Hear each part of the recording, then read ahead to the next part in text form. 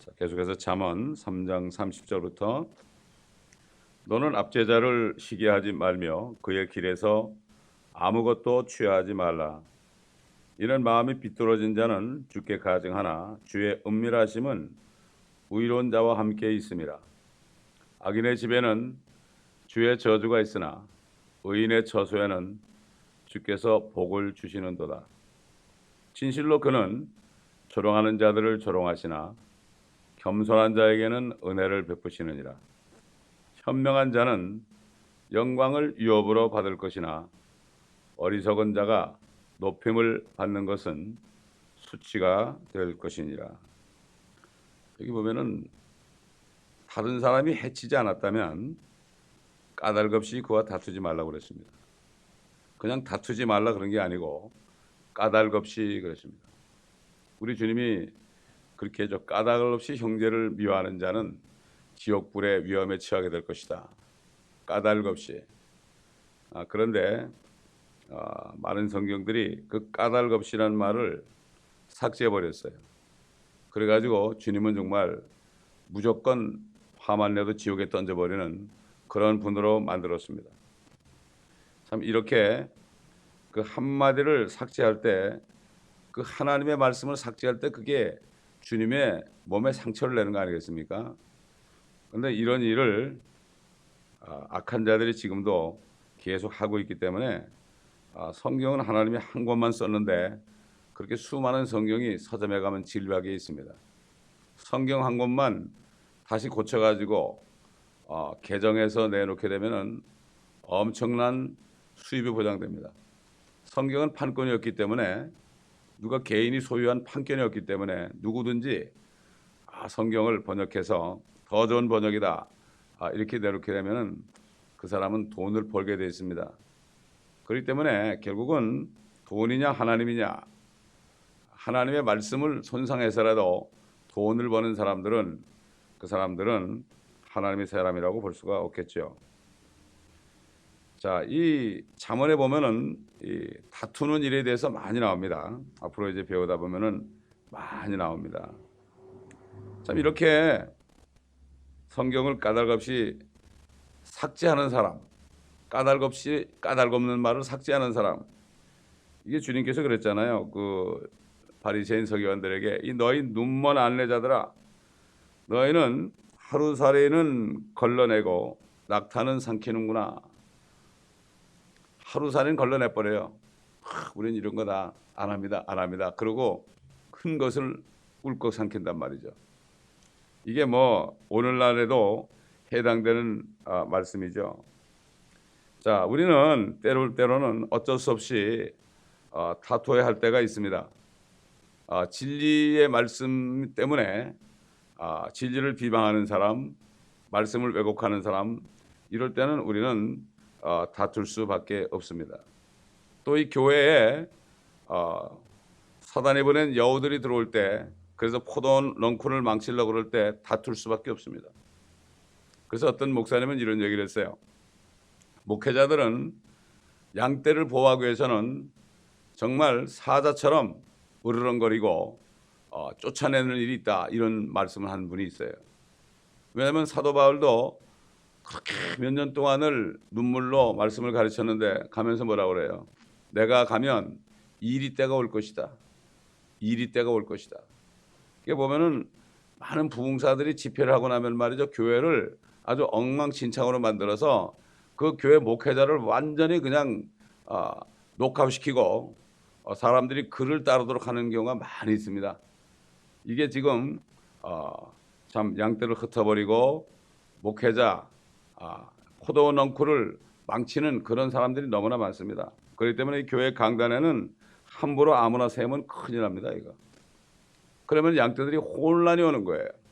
제가 옛날에도 카나다에 할 수 없이 어떤 미국 목사님이 집회를 하는데 통역을 해달라 그래가지고 카나다 토론토에는 어느 한국 교회에서 제가 통역하러 가면서 어떤 나이 드신 목사님한테, 한국 목사님한테 한 주일을 맡긴 적이 있어요. 나이도 지긋하고 그래서 내가 믿고 맡겼어요. 그랬더니 이분이 뭐라는가 하면은 여러분 왜 전도하십니까? 전도하면 안 됩니다. 우리는 계속 주일마다 나가서 마켓에서 예배 끝나고 전도를 하고 있었거든요. 그러니까 사람들이 그냥 혼란이 온 거예요. 혼란이 온 거예요. 이런 경우가 많이 있습니다, 여러분. 그런데 알고 봤더니 사람들을 빼내가지고 또 교회를 세우려고 그랬다고. 참 이런 일이 지금 얼마나 많은지 몰라요. 그렇기 때문에 뭐 요즘에 뭐 그냥 뭐 LA 바다에 나가면은 선교사나 목사가 발로 채이는 게 그런 사람들이니까 이런 때가 지금 되었습니다. 지금 부름 받지 않은 사람들이 하나님의 일을 하게 되면요 꼭 결국은 양들을 도둑질하는 사람들로 돼버린다. 이런 것을 우리가 절대로 잊어버리서는 안 돼요. 사도 바울은 다투는 일이 있었죠. 때로는 그 바나바와 다투고 헤어진 적도 있죠. 그래서 실라와 다시 통역한 적이 있습니다. 자, 그런데 결국은 다들 명분 때문에 그렇죠. 이 명분이 있을 때 까닭이 있다 그런 얘기 아니에요? 세상 사람들도 명분을 따집니다. 명분 없이 하는 일은 인정을 못 받기 때문에 그래요. 그래서 사실 이 지금 하나님의 나라 안에서 가장 큰 명분이 뭐겠습니까? 복음을 전하는 것입니다. 복음을 전하다가 아무리 다투고 싸울지라도 복음을 전하는 일은 이거야말로 가장 큰 명분이죠. 고린도서 15장에 나오는 그리스도의 복음에 대해서 사도 바울이 증거했잖아요. 헛되이 믿지 않으면 너희가 구원을 받은 것이다. 그렇기 때문에 이 복음을 전하다가 고통을 당하고 죽임당하는 사람들, 이런 사람들은 절대로 상을 잃어버릴 염려도 없고요. 열매가 없다고 그래가지고 낙심할 것도 없어요. 리빙스톤은 평생을 아프리카 가서 복음을 전했지만 그가 살아있을 때는 한 사람도 예수 그리스도를 영접시킬 수가 없었어요. 뭐 마찬가지예요. 그 당시에 필라델피아 교회 시대에 저기 중국에는 허슨 테일러가 갔잖아요. 그리고 더 동남아 지역에 뭐 저드슨 고포드라는 사람도 갔고요. 이렇게 인도 같은 데 윌리엄 캐리가 갔고 그렇게 갔지만 그 당시에는 그렇게 많은 열매를 못 거뒀어요. 허슨 테일러도 앞뒤에다가 오를 의자를 써가지고 그냥 다닌 거예요. 말을 못하니까. 이렇게 할 때 지금 열매가 맺어진 거예요. 그 때문에 열매라는 것은 내가 살아있을 때 내가 다 취하고 영광 받으라면 안 돼요. 사도 바울이 죽은 다음에 얼마나 많은 열매가 맺혔습니까? 우리까지도 사도 바울의 열매 아닙니까? 물론 성령께서 하신 거지만 말이죠. 그렇기 때문에 우리는 영원 세계를 바라보면서 살아야지 바로 코앞에 내가 죽기 전에 뭔가 이루어가지고 뭔가 영광을 받겠다 이런 마음으로 하는 사람은 올바른 명분 때문에 자기 인생을 바칠 수가 없습니다. 정말 이 복음 전하는 일을 말이죠. 엄청난 명분이죠. 이거야말로 하나님이 보장한 거 아닙니까? 그런데 이것을 하다가 안 된다고 그래가지고 불평할 것도 없고 절대 그럴 게 없어요. 우리는 영원 세계를 바라봐야 되는 거죠. 어떤 사람이 100명을 위해서 기도했는데 일부는 자기 살았을 때 구원을 받았고 일부는 자기 장례식 때 와가지고 구원받았고 또 일부는 자기 죽은 다음에 구원받았다고 그래요. 우리가 다른 사람의 참 구원을 위해서 하는 기도, 하나님의 뜻대로 하는 기도 아닙니까? 하나님은 모든 사람이 구원받기를 원하죠. 그리고 진리의 지식에 이르기를 원하죠. 진리의 지식에 이르기를 원하기 때문에 다른 사람들을 위해서 기도할 때 그 사람이 구원받기를 구하고 기도하고 그다음에 바른 말씀 안에서 정말 저들이 양육되기를 바라는 마음으로 기도하면 분명히 하나님께서 응답하신다. 이것을 우리가 알아야 됩니다. 그렇기 때문에 이 복음을 전하다가 수많은 사람이 비참하게 죽었죠. 비참하게 많이 죽었습니다. 사도 바울도 목이 잘려 죽었잖아요. 이런 식으로 수많은 사람이 선지자들도 그렇게 죽었고 수많은 신약 시대도 수많은 주의 종들이 정말 그 사도들은 다 순교했지 않습니까, 여러분? 이렇게 죽었지만은 결국 이것이야말로 까닭이 있는 죽음입니다. 아무리 비참하게 죽을지라도 길거리에 쓰러져 죽을지라도 복음 전하다가 그 사람은 절대로 걱정할 필요가 없기 때문에 왜 그렇습니까? 하나님이 주신 명분이 있기 때문에 그렇습니다. 명분이 있기 때문에 아무리 뭐 멋진 집에서 참 가족들이 지켜보는 가운데 최후를 맞이하게 될지라도 정말 이렇게 하나님이 주신 명분인 복음 전파를 하지 않고 예수 그리스도를 높이는 일을 하지 않고 죽으면은 결국은 별게 그 사람에게 유익이 없습니다. 전혀 상이 없습니다. 그러나 비참하게 살면서 복음을 전하다가 어떻게 비참하게 정말 객사를 할지라도 숨이 넘어가는 순간에 마침내 평화와 행복과 영광과 기쁨이 그에게 몰려들 것입니다. 주님이 기다리다가 손잡고 갈 거라 이런 얘기죠. 그러니까 우리는 이것을 분명히 알아야 됩니다. 그렇기 때문에 이 하나님의 말씀을 전하지 않고 엉뚱한 짓을 하면서 모든 것을 누리는 사람을 절대로 부러워할 필요가 없어요. 그래서 31절 보면 뭐라고 했습니까? 너는 압제자를 시기하지 말며 그의 길에서 아무것도 취하지 말라. 압제자를 부러워하지 말아라. 되게 악인들이죠. 악인을 시기하지 말아라. 이 아사벨이라는 사람은 말이죠. 이 악인들을 시기했어요. 너무나 잘 되니까, 너무나 정말 부자고 자식들도 많고 죽을 때도 고통 없이 죽고, 그냥 이런 사람을 보고 자기는 평생을 성전에서 레이족으로 찬양하는 일을 했는데 자기는 계속해서 문제가 생기고 어려움이 오고 아침마다 밤마다 그렇게 생기니까 불평을 했지 않습니까? 그래서 결국은 나중에 깨달았지만 말이죠. 잘못하면 우리도 그런 사람들 부러워하고 시기할 수가 있어요. 절대 그러면 안 된다 이런 얘기죠. 그래서 시편 37편에 보게 되면은 그 악인이 결국 그렇게 득세하지만은 결국은 나중에 잠시 후에 찾아보니까 그 자리에 아무도 없더라. 마치 풀을 벤 것처럼 그냥 싹 사라졌다. 이런 말씀이 있잖아요. 그래서 시편 37편과 시편 73편은 서로 이게 짝으로 연결된다는 것을 우리가 알아야 됩니다. 사실 이 세상에서 득세한 사람들, 뭐 교계에서뿐만 아니라 세상 정치계라든가 재계라든가 이런 데서 출세한 사람들, 득세한 사람들 보게 되면 말이죠.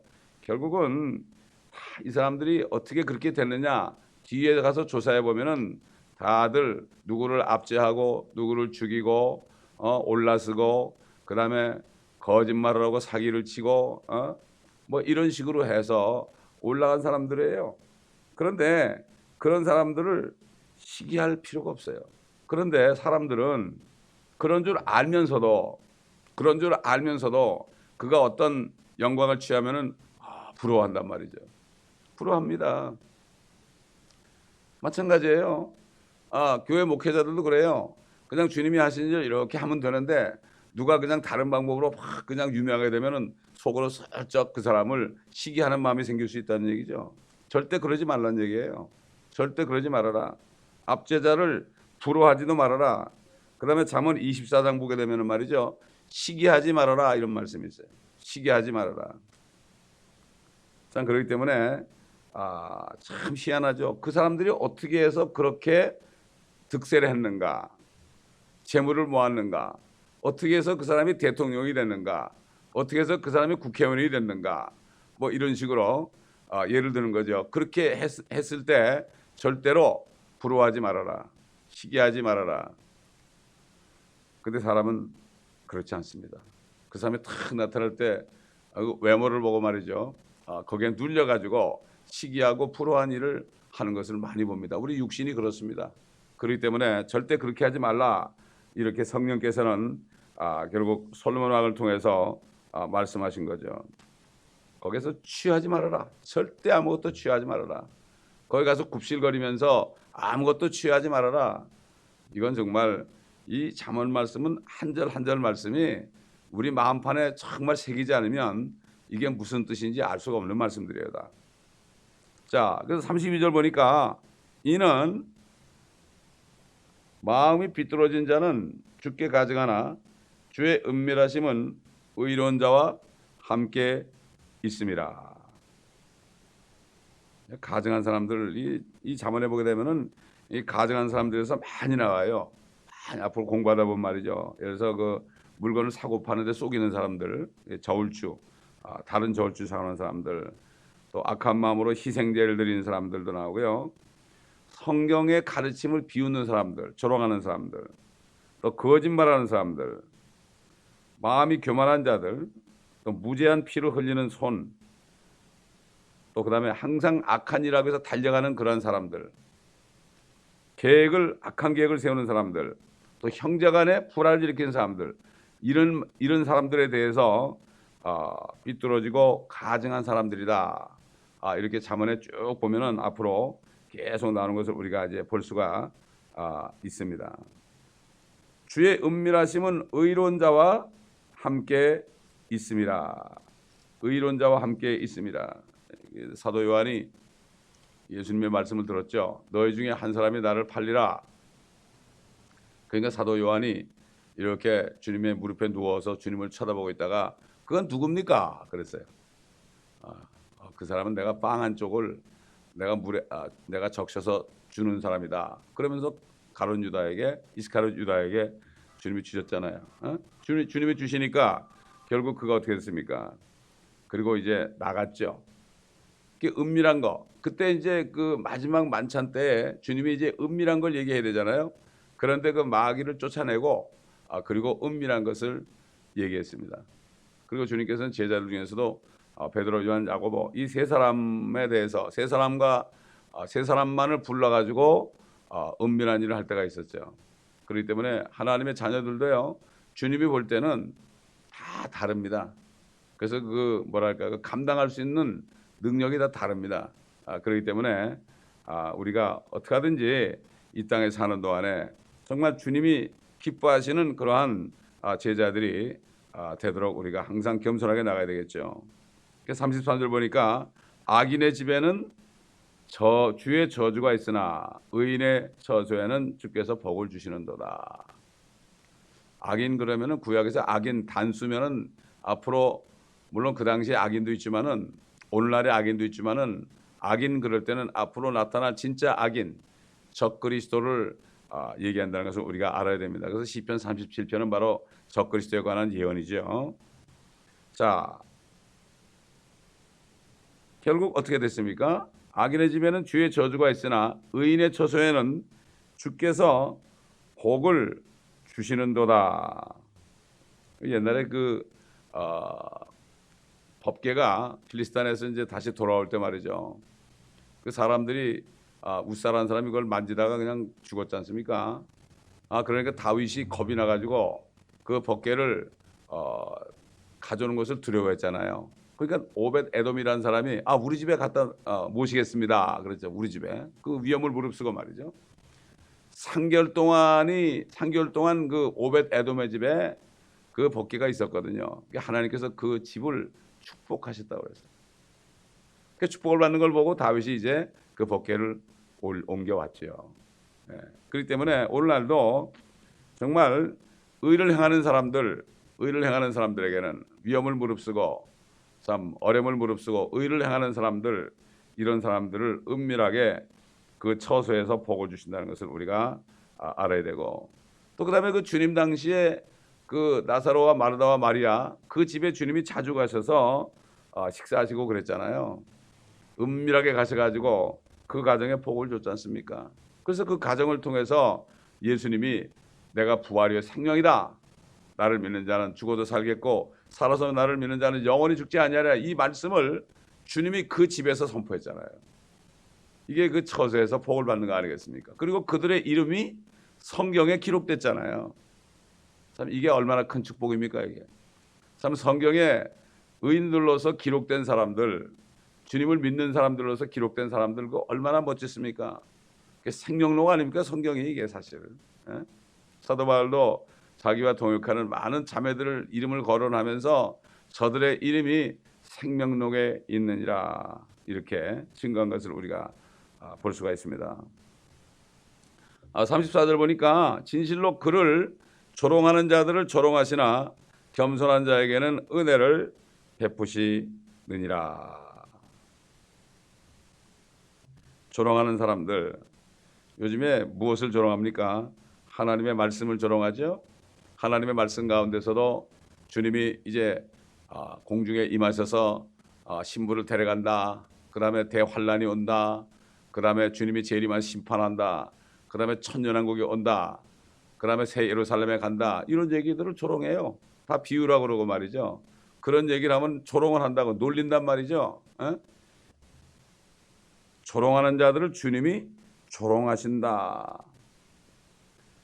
그게 무슨 얘기입니까? 이 땅에서 그렇게 조롱하는 자들이 있잖아요. 그러면 아마 하늘에서 아마 이 만약에 이 땅처럼 TV가 있다면 아마 다 보일 거란 말이죠.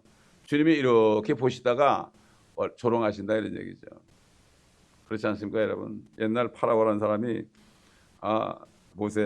파라오에게 모세가 내 백성을 보내라 그러니까 나는 주를 알지도 못해. 또 이스라엘로 못 가게 할 거야. 아이고, 이게 얼마나 조롱하는 겁니까? 하나님을 조롱하는 거 아닙니까? 얼마나 하나님이 웃으시겠습니까, 여러분? 하나님이 웃으시리로다 그랬어요. 웃으시리로다. 기가 막혀가지고. 참 그렇기 때문에 이 하나님의 말씀을 조롱하는 사람들, 예언의 말씀을 조롱하는 사람들 정말 어떻게 되겠습니까? 결국은 하나님이 조롱하십니다. 우리 한번 베드로후서 볼까요? 베드로후서 3장 3절부터 보겠습니다. 먼저 알 것은 이것이니 마지막 날들에 조롱하는 자들이 와서 그들의 정욕대로 행하며 말하기를 그가 온다는 약속이 어디 있느냐? 조상들이 잠든 이래로 만물은 창조의 시작부터 그대로 있다 하리니 이는 그들이 이것을 고의로 잊으려 함이라. 즉 하나님의 말씀에 의해 하늘들이 옛적부터 있었다는 것과 땅도 물에서 나왔고 물 안에 있었다는 것이니 이로써 이전에 있던 세상은 물이 범람해서 멸망하였는지라. 그러나 현재 있는 하늘들과 땅은 그 동일한 말씀으로 보존되어 있으되 경건치 아니한 자들의 심판과 멸망의 날에 불사리려고 간수되어진 것이니라. 사랑하는 자들아, 주께는 하루가 천년 같고 천년이 하루 같은 이 한 가지를 잊지 말라. 주의 약속은 어떤 사람들이 더디다고 생각하는 것 같이 더딘 것이 아니라 오직 우리에 대하여 오래 참으시어 아무도 멸망하지 않고 다 회개에 이르게 하려 하심이라. 그 다음에 이제 주의 날에서 나오죠. 엄청난 그냥 땅뿐만 아니라 하늘까지도 그냥 진동이 있고 불로 다 삼켜지고 이걸 조롱한단 말이죠. 알면서도 조롱해요. 왜 그런가 하면 왜 알면서 조롱한가 하면은 이것을 얘기하게 되면은 감당할 수 없는 사람들이 다 교회를 떠나니까. 그러니까 이것을 알면서도 안 하는 거예요. 알면서도 안 하는 거예요. 왜 요한계시록을 강의를 합니까? 안 합니까? 알면서도 안 하는 거예요. 안 하는 거예요. 차라리 가만히 있으면 되는데 계시록을 예언서를 다루는 사람들을 조롱하고 저 사람들은 뭔가 시한부 종말론자들이다. 사실 그래요. 시간을 정해놓으면 안 되겠지만 우리는 모두가 다 종말론자가 돼야 됩니다. 생각해 보세요. 우리 자신이 종말이 있잖아요. 우리가 언제 숨이 끊을지 모르잖아요. 우리는 종말론적인 삶을 살아야 됩니다. 근데 되게 보면 사람들이 자기는 안 죽는 것 같아. 죽는다고 깨닫는 사람이 별로 없어요. 영원히 살 것처럼 생각해요. 분명히 제가 뉴욕에서 여기 왔을 때 85년도에 왔으니까 거의 몇 년입니까 이게? 20년 아니에요 거의가? 20년 좀 안 되지 않습니까 여러분? 그런데 20년이 뭐예요? 엄청나게 오래됐죠. 85년부터니까. 29년이네? 이렇게 됐잖아요. 근데 엊그제 갔거든. 근데 앞으로 29년이면 이 세상에 있을까요? 주님이 늦게 오시면? 없지요. 그런데도 사람들이 영원히 살 것처럼 그래요. 제가 또 얘기하지만 양론에 가보면 그걸 절실히 느껴요. 90이 넘은 사람도 자기가 안 죽는다고 그래. 빨리 천국 가시면 좋겠다 그러면 막 화를 낸다고요. 그것도 교회 권사님들 출신들이 그래. 이걸 보면서 사람이 죽는다는 것을 모른다는 것은 뭐죠? 자기가 죄인이라는 것을 못 깨닫는 거예요. 이게 깨닫지는 못하는 거예요. 배워서 알긴 알죠. 배워서 알긴 아는데 깨닫지는 못해요. 그렇기 때문에 하나님의 말씀을 깨달아야 돼요. 왜 성경 말씀을 자꾸 같은 말씀을 배웁니까? 배울 때 새로운 깨달음을 주시는 거예요. 깨달음과 지식은 달라요. 이것을 분명히 우리가 알아야 되는 거죠. 자, 그래서 34절 보니까 겸손한 자에게는 은혜를 베푸시느니라. 우리 한번 베드로전서 5장 보겠습니다. 베드로전서 5장. 누가 겸손한 자인가? 5장 5절부터 보면 이와 같이 너희 젊은이들아 장로에게 복종하라. 너희 모두가 서로 복종하고 겸손함으로 옷 입으라. 이는 하나님께서 교만한 자들을 대적하시고 겸손한 자들에게 은혜를 주심이니라. 그러므로 하나님의 능하신 손 아래서 겸손하라. 때가 되면 그분께서 너희를 높이시리라. 이건 전부 교회 안에서 겸손한 거예요. 하나님의 나라 아닙니까? 이게 바로 하나님의 나라가 지금 지상의 유일한 것이 바로 교회입니다, 여러분. 교회. 그렇기 때문에 이렇게 겸손한 사람을 찾아오기 힘들어요. 참 힘들어요. 옛날에 그 여호수아라는 사람 있잖아요. 그 사람은 정말 겸손한 사람이었어요. 자기를 나타내지도 않았어요. 모세가 이게 산에 올라가면은 그 산 밑에서 말이죠.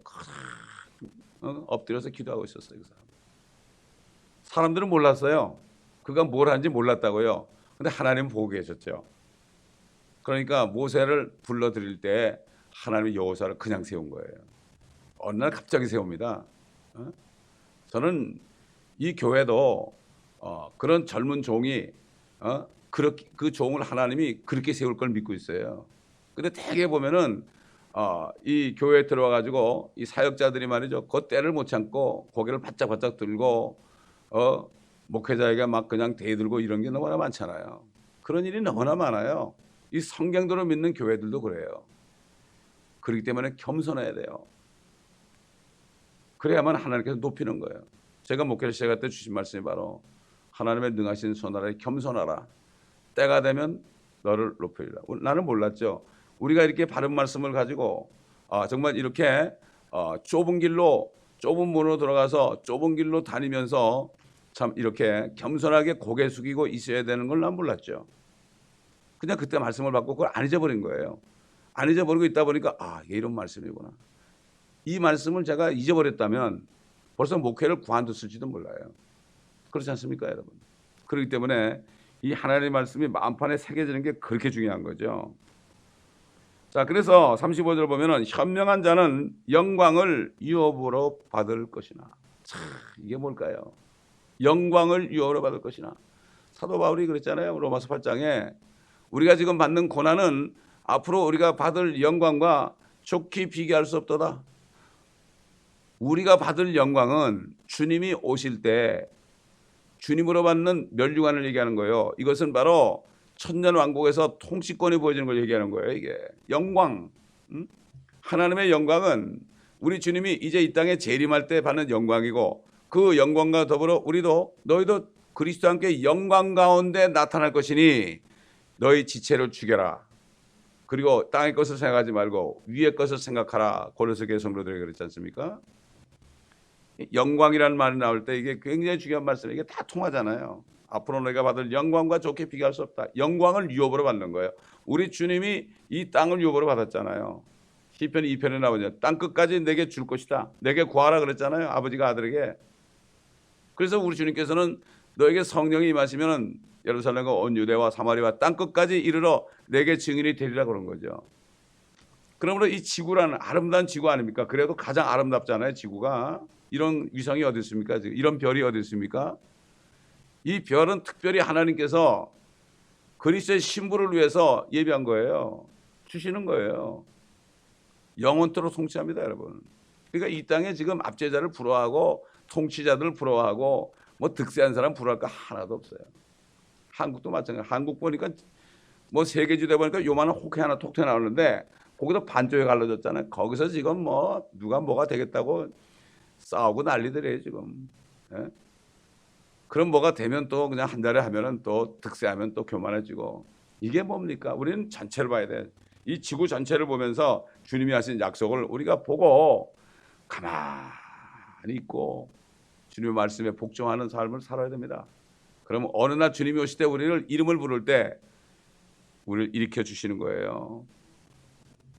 근데 보면은 대개 보면은 현명하지 못한 사람들이 그게 그 네 가지 실수를 해요. 첫째는 킹제임 성경을 몰라봐요. 지혜가 없으니까 몰라. 아무리 설명해도 몰라요. 그다음에 구령은 안 해요. 영혼 구원을 할 줄 몰라요. 제가 선교제 다녀봤지만 말이죠. 선교사가 직접 나가서 복음 전하는 사람 거의 본 적이 없어요, 제가. 그래서 돈 받아가지고 거기 현지 목사들 주고 그냥 부려먹는 일 하고 있죠. 그리고 큰소리 치고 있죠. 그 사람이 복음 전하는 사람은 거의 못 봤어요. 그다음에 이 길에 나가가지고 복음을 전한 사람 거의 없어요. 없습니다. 네 번째로는 구약에서 예언한 그 예언의 말씀, 이 예언의 말씀을 연구하거나 설교한 사람이 거의 없어요. 현재 이 세상에서 그저 뭐 경건이 이익이다, 축복이라는 얘기하고 이게 네 가지를 하지 않고 결국은 지나가게 돼 있다. 이걸 우리가 알아야 됩니다. 결국 열매를 보고 안다 그런 얘기죠. 열매를 보고 안다. 그렇기 때문에 우리는 이것을 기억하고 지혜로운 자가 되어서 주님이 오실 때 받을 것을 바라보고 겸손하게 낮아 있어야 됩니다. 그래서 35절 하반절 보면 어리석은 자가 높임을 받는 것은 수치가 될 것이니라. 이거 뭐 당연한 거죠. 어리석은 자가 높임을 받는 것. 지금 이 세상에 그런 거 아닙니까? 세상이나 교계에서나 어리석은 자가 높임을 받습니다.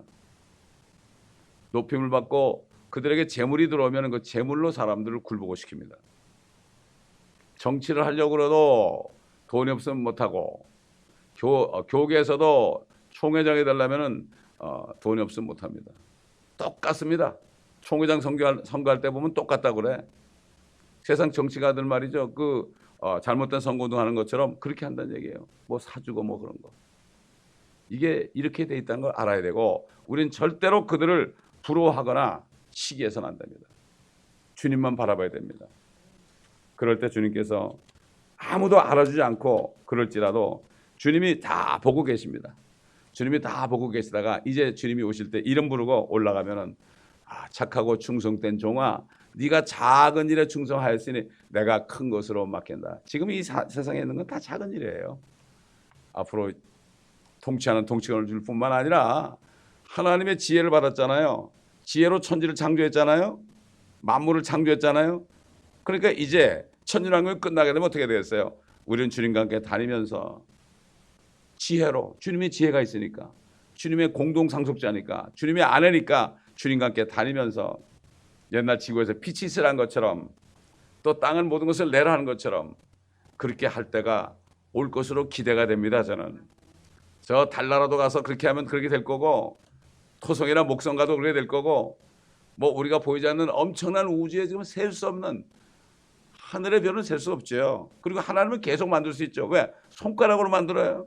하나님의 손가락으로 만드신 해와 달들을 봐 별들을 내가 보니 주께서 인자가 무엇이기에 우리를 생각하시며 돌보시나이까? 손가락으로. 참 이건 상상할 수 없는 거죠. 우리 아버지를 만나 뵐 때 얼굴과 얼굴을 뵐 때 얼마나 기쁘겠습니까? 그날을 바라보면서 오늘도 소망 속에서 우리가 다 살아야 될 줄 믿습니다. 기도하겠습니다. 감사합니다. 아버지 하나님, 오늘도 말씀을 통하여 우리에게 참 지혜를 주심을 감사합니다.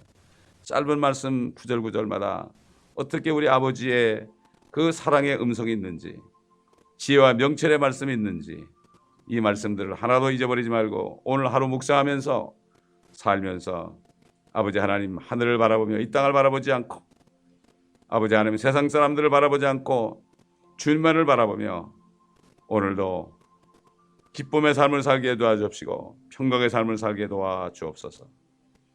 우리 성도들에게 동일한 축복을 주시고 이 말씀을 듣는 모든 아버지 인터넷 성도들에게도 동일한 은혜를 내려 주옵소서. 감사하며 우리 예수 그리스도 이름으로 기도합나이다. 아멘.